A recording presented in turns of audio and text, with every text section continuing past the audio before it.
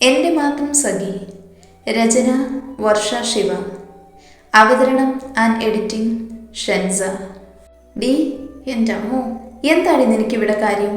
അവൻ അവളോട് ചൂടായി. എനിക്കിവിടെ കാര്യമുണ്ട്. എന്ത് കാര്യം? അതോ അതിപ്പോൾ എനിക്ക് പറയാൻ സൗകര്യമില്ല.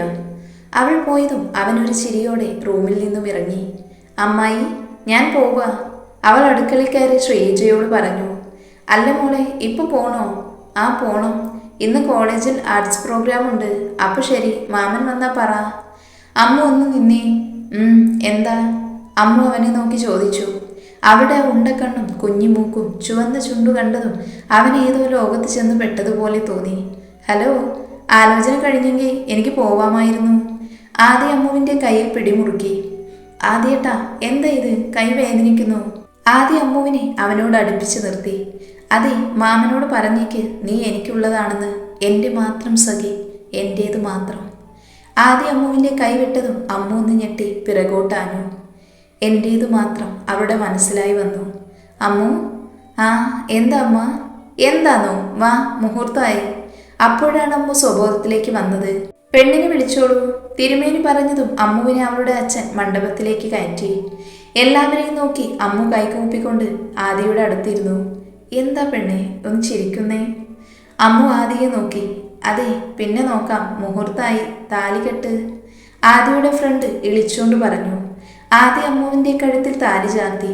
ഒരു നുണ്ട് സിന്ദൂരം സീമന്തരേഖയിൽ ചുവപ്പിച്ചു. കല്യാണം ഗംഭീരായി നടന്നു.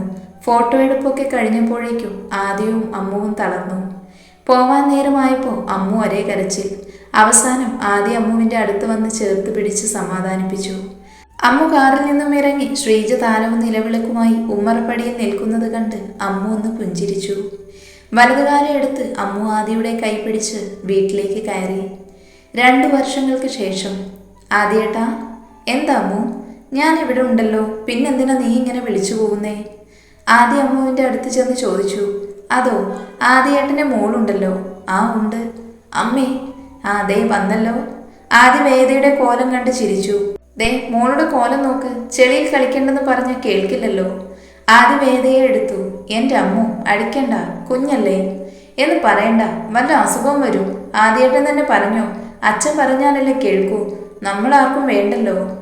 അമ്മു അത് പറഞ്ഞു പോവാൻ നിന്നതും ആദ്യ അമ്മുവിനെ ഇടുപ്പിലൂടെ പിടിച്ച് ചേർത്ത് നിർത്തി. അങ്ങനെ അങ്ങ് പോവല്ലേ. നീയും ഞാനും ഒന്നല്ലേ.